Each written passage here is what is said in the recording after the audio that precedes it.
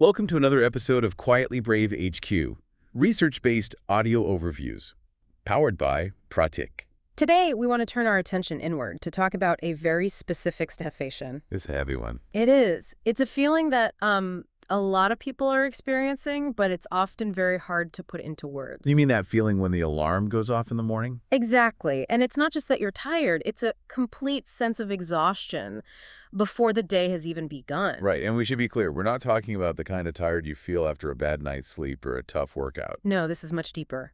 It's the sensation that life itself has become heavy. A weight. Yes, a weight that just sits on your chest. It's this reluctance to even start the day, not because you lack ambition, but because the internal machinery just feels stuck, like it's ground to a halt. And that leads to this paradox, doesn't it? Especially with the high-performing people. Oh, absolutely. From the outside, you look at their life, and everything seems to be going right. Yeah. Can even look perfect. The inbox is full, the goals are ambitious and exciting, the calendar is packed. Externally, it looks like success. But internally, the reality is just so different. There's this quiet, almost terrifying feeling that you're slowly disappearing. Disappearing. That's a good way to put it. It's like the person operating the whole system is just fading away, leaving the machine to run on autopilot. So we have to be really precise here about what we call this. We do. Because the first instinct for so many high achievers is to blame themselves. They think, I'm just being lazy, or I'm weak, or maybe I'm just ungrateful for these opportunities. And we need to get rid of that language right away. This is not laziness. No. Laziness is choosing not to do something. This is feeling like you can't. And it isn't weakness either. It is, very specifically, burnout. And defining it that way is critical because if you mislabel it... You apply the wrong solution. Exactly. If you think it's laziness, what do? You try to force yourself to work even harder. Which just digs the hole deeper. And one of the most dangerous things about this kind of high-functioning burnout is when it actually hits. We have this story we tell ourselves, right? That burnout is the price of success. Mm-hmm. It happens after you reach the summit, after the big launch or the big win. We imagine the collapse happening at the finish line. But that's not what's happening. The reality is, it's much more concerning.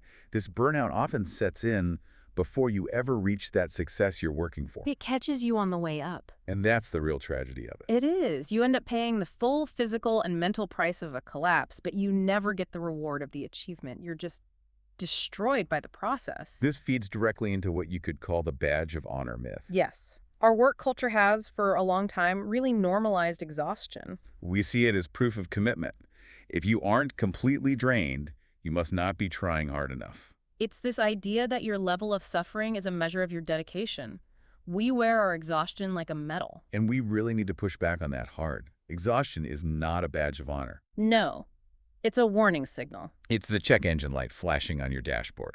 And you wouldn't just keep driving your car at full speed with that light on, to prove how committed you are to the journey. You'd stop. You'd fix the engine. Right. So the point of this conversation today isn't to tell you to abandon your goals or to simply work less. No, it's not about doing less for the sake of it. The real goal is to figure out how to build a life that doesn't completely destroy you while you're building it. It's about finding a sustainable way to be ambitious. To understand how we even get into this state, we have to look at something called the achievement trap. And the incredible cost of what we now call hustle culture. It all starts with a script, doesn't it? One that we're handed very early on. We hear it in school, in sports, in our first jobs. The message is always the same. Study harder. Push further. Do better than everyone else. And built into that script is a really dangerous idea about being tired. Which is? And if you feel tired, you just push through it anyway. You learn to ignore your body's signals to serve the external goal. And in the last few years, we've given this a new name. We've rebranded it. What used to just be called overwork. Now it's hustle. Right. And it's been given this very glamorous, almost aspirational quality. But we have to look at what's really happening in that mode. The quiet truth is that burned out people do not create remarkable things. They might produce a high volume of work, but the quality isn't there. They're just operating in survival mode. And survival mode is a very specific state for the brain. It has real consequences. Your thinking narrows. It's like tunnel vision. You lose perspective. Your creativity it drops off a cliff because real creativity needs a sense of safety, of space. And your tolerance for risk completely collapses. When you're just trying to make it through the day, you can't take the kind of calculated risks that lead to real innovation. So you just become conservative in your thinking. And that's the core of it, really. When you're in that state, you stop building the future. You're not creating anything new. You're just managing damage. You're just trying to keep all the plates spinning. And that proves the point. Burnout isn't the price of success. Very often, it's the reason success never actually arrives. You just run out of fuel long before you reach the destination. Let's shift a bit and talk about the biology here, because there's this common idea that burnout is just, emotional fragility. That you just need to toughen up. Right. And that's such a damaging way to look at it. It is, because burnout isn't an opinion. It's not an emotional state. It's a biological reality. It is a nervous system shutdown. It's physiological. So what happens when stress stays high for too long without any real recovery? Well, the body's systems start to change. Cortisol, the main stress hormone, stays elevated all the time. And that affects everything. Everything. Your sleep quality plummets, so even if you get 8 hours, you're not actually restoring your system. Your cognitive flexibility declines, so it gets harder to switch between tasks or learn new things.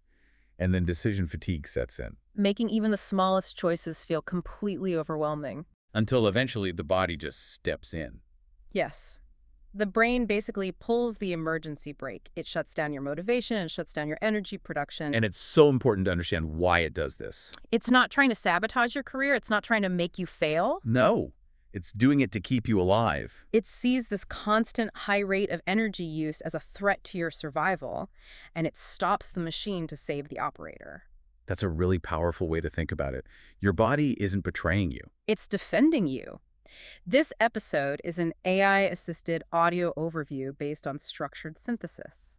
So we need to draw a clear line between healthy intensity and self-destruction. We are not arguing against working with intensity. No, not at all. Intensity is powerful. It's often necessary for great work.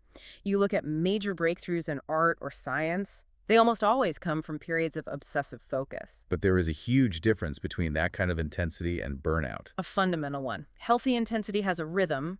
Burnout has no rhythm at all. It's just relentless. Think about an elite marathon runner. They are performing with incredible intensity. Of course.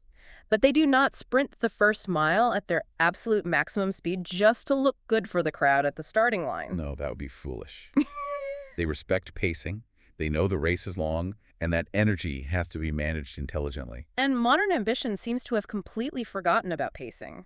We take careers that are meant to be marathons, and we treat them like sprints. We sprint through our 20s, our 30s, and then we're surprised when we completely collapse. The real competitive advantage in the world today isn't just talent anymore.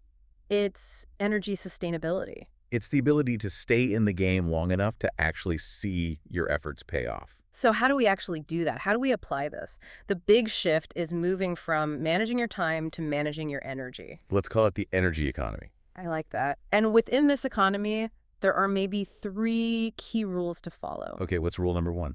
Rule 1 is protect your cognitive peak hours. Meaning the time of day when your brain is naturally at its best. Right. For a lot of us, that's in the morning. The rule is to use that prime energy for your most important, most complex thinking. Don't waste it on low-value tasks like clearing out your email inbox or doing administrative work. Exactly. Match your best energy to your hardest problems. Okay? What's rule number 2? Schedule your recovery before you actually need it. That's a big mental shift for most people. It is. We tend to see rest as a reward we get after working hard, or as something we do only when we get sick. But in this model, in the energy economy, recovery isn't an indulgence. No, it's performance infrastructure. It's like regular maintenance for an engine. You have to schedule it in. So you put it on your calendar with the same importance as a major meeting. That's how you prevent the crash before it happens. And that leads to rule number 3, which might be the hardest one of all. Which is? Detach your identity from your output. That's a deep one. It's a huge psychological trap. So many ambitious people have fused their sense of self-worth with their productivity. Their value as a person is tied to how much they got done today. And the danger there is that anytime you slow down, even for necessary rest, it feels like a personal failure. It feels like you are becoming less of a person. And that sense of shame just accelerates the burnout cycle because it makes you afraid to rest. But resilient people, resilient builders, they understand this. They know they are separate from their work. They know that longevity always, always beats short-term intensity. So as we wrap up, we want to leave you with this idea of building what we could call an anti-fragile ambition. The future isn't going to belong to the people who can just suffer the longest. That's an old, broken model of strength. It's going to belong to those who can adapt and endure without breaking. So we'd encourage you to just pause for a moment. The next time you feel that exhaustion and your first instinct is to call yourself lazy or undisciplined, just stop. And ask yourself a different question, a much more important one. Ask yourself, am I building success or am I slowly exhausting the very person who is meant to enjoy it? Because success is completely meaningless if you finally arrive at the destination too depleted to actually live the life you've built. So build slower if you have to. Build wiser. But above all, build in a way that allows you to remain whole. Thank you for listening to Quietly Brave HQ, research-based audio overviews powered by Pratik. Until next time, namaste.